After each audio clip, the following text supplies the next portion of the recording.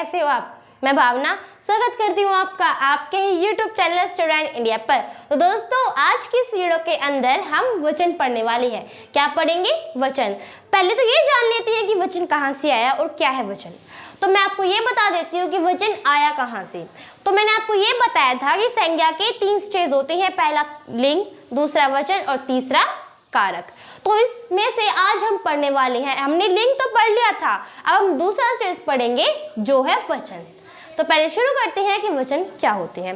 तो वचन की परिभाषा है संज्ञा के जिस रूप में एक या अनेक होने का बोध हो।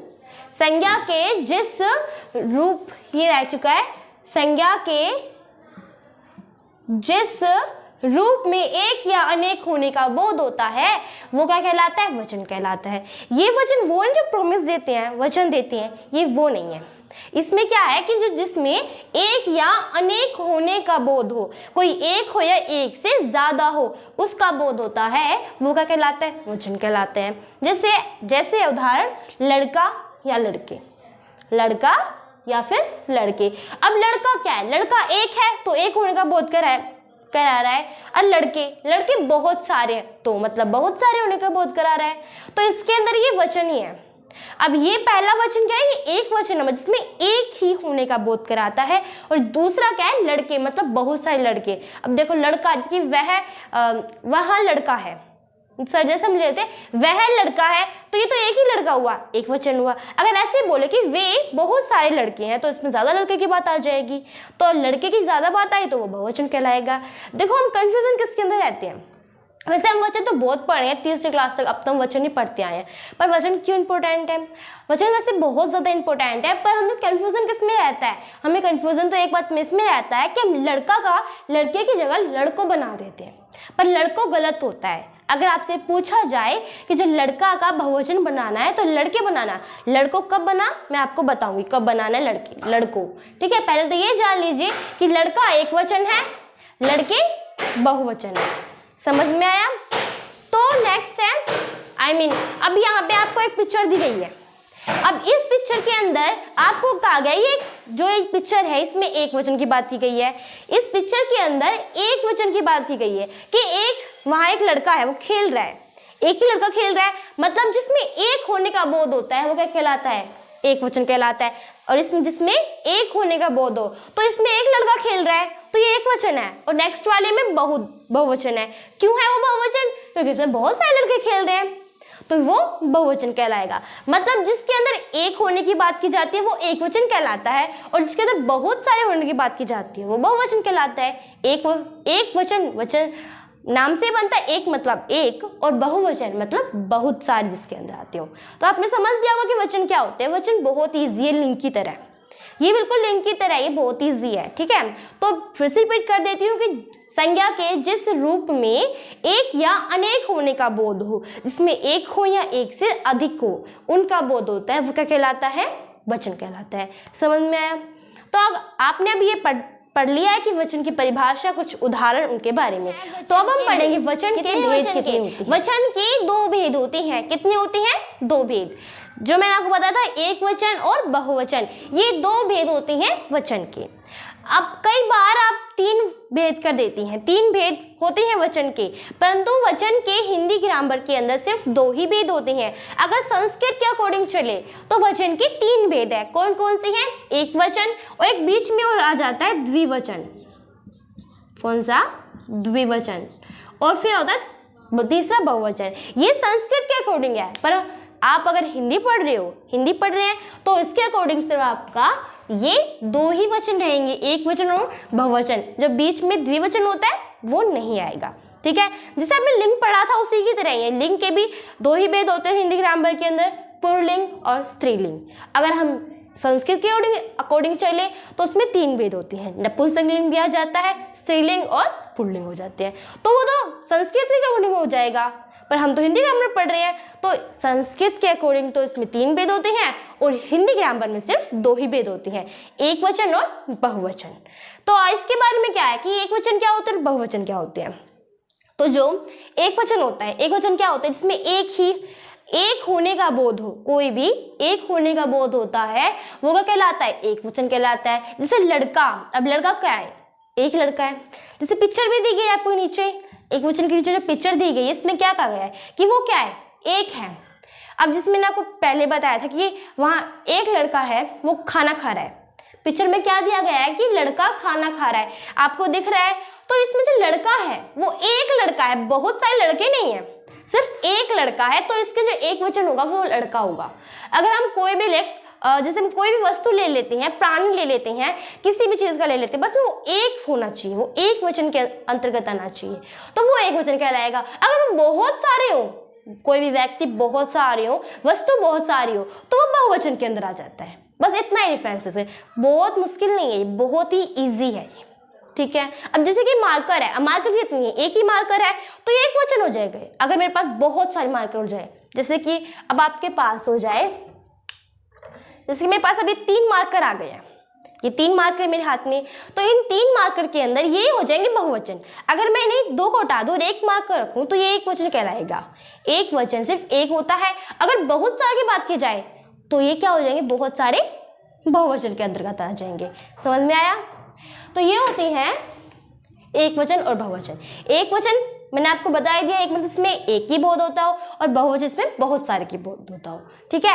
ऐसे ही बहुवचन की है, बहुवचन में भी एक पिक्चर दी गई है कि वे खाना खा रहे हैं। अब वे बहुत सारे लड़के हैं, वे भी यूज किस में होगा, ज्यादा के लिए होंगे, तो वे लड़के खाना खा रहे हैं, तो इसमें हम ऐसे नहीं कहेंगे वे लड़का खाना खा रहा है, ऐसा हो सकता है? नहीं हो सकता। अब वे भी ले दिया और लड़का भी बोल दिया, तो लड़के होगा इसके अंदर, लड़का नहीं होगा।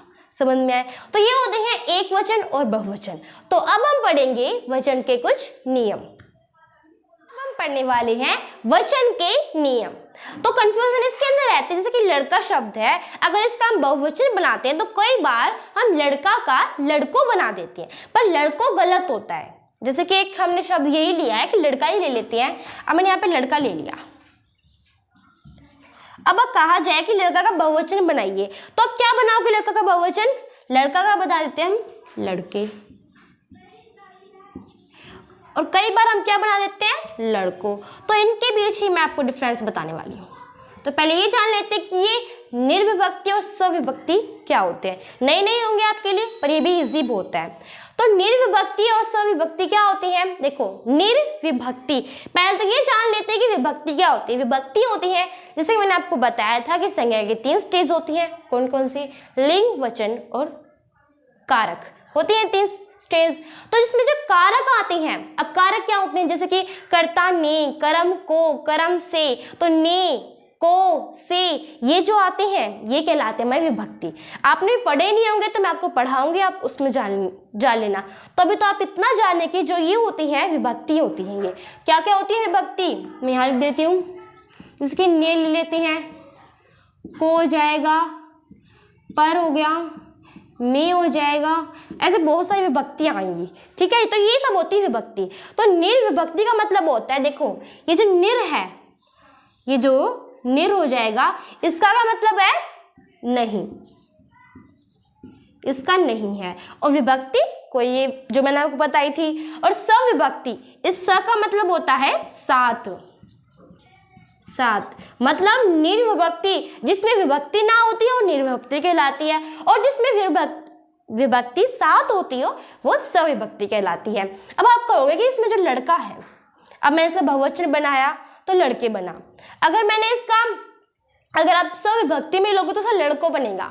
अगर सविभक्ति में लोगे, अगर एग्जाम में आ जाए, कई बार एग्जाम में आ जाता है कि आप बताइए लड़का का बहुवचन क्या होगा, तो आप लड़के बताएंगे, निर्विभक्ति में बताएंगे। अगर ऐसा पूछ लिया जाए कि लड़का का सविभक्ति बहुवचन बताइए, तो आप लड़को बताओगे, वरना आप नहीं बताओगे, तो सिर्फ आप लड़के ही बताओगे। अब मैंने क्या कहा था कि जो विभक्ति के साथ होती हूँ वो क्या कहलाती है? वो क्या, लड़कों, मतलब जो विभक्ति के साथ होती हैं वो सविभक्ति कहलाते हैं, बताया था मैंने आपको।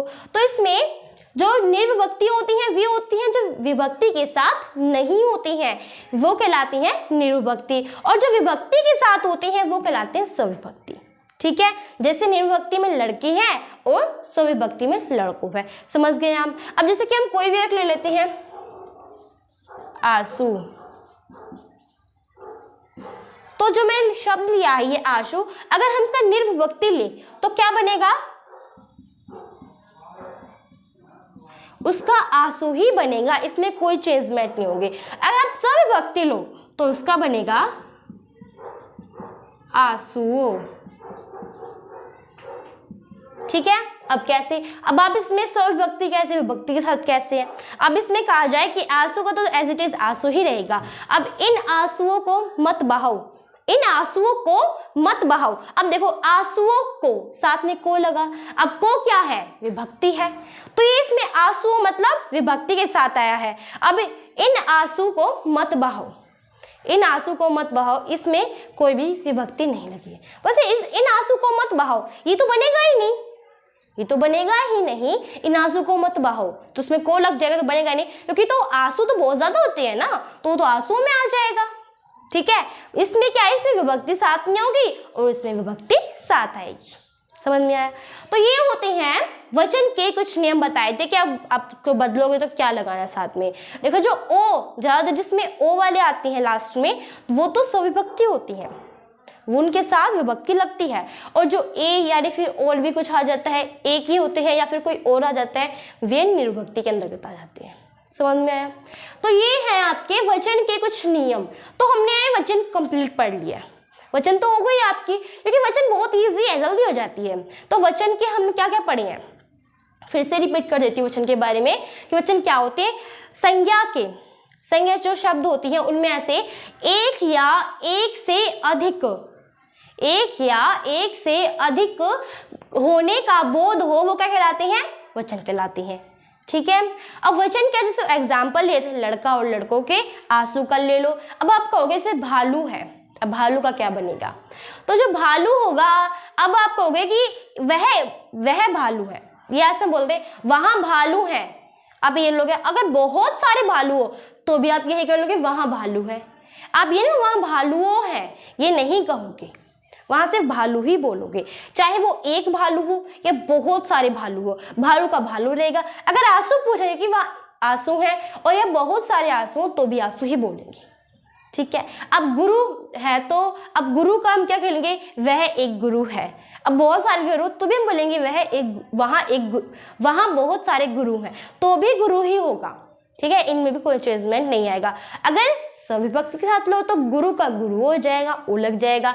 अगर भालू का भालू हो जाएगा अगर सविभक्ति में लोगे तो। ठीक है, तो समझ में आया आपको कि विभक्ति के कुछ नियम होते हैं, निर्विभक्ति और सविभक्ति। तो आई होप कि आपको ये समझ में आ गया होगा। तो मैं आपके लिए ये वीडियो ज़्यादा न करने के लिए मैं आपको इसके अंदर अभ्यास कार्य आज नहीं पढ़ाऊंगी इस वीडियो के अंदर। तो मैंने अब इसके बारे में कुछ बताया था कि मैं आज तो मैं आगे नहीं पढ़ाने वाली हूँ। तो नेक्स्ट वीडियो के अंदर मैं वचन के कुछ अभ्यास कार्य भी करवाऊंगी। तो अगर आपको मेरी वीडियो पसंद आई हो तो इसे लाइक करना, सब्सक्राइब करना और अपने दोस्तों को भी शेयर जरूर करना ताकि वो भी समझ सके। ठीक है, तो मैं फिर से कहती हूँ अगर आपको मेरी वीडियो पसंद आई हो तो इसे लाइक, सब्सक्राइब एंड शेयर करना। Thanks for watching my video. तब तक के लिए खुश रहो।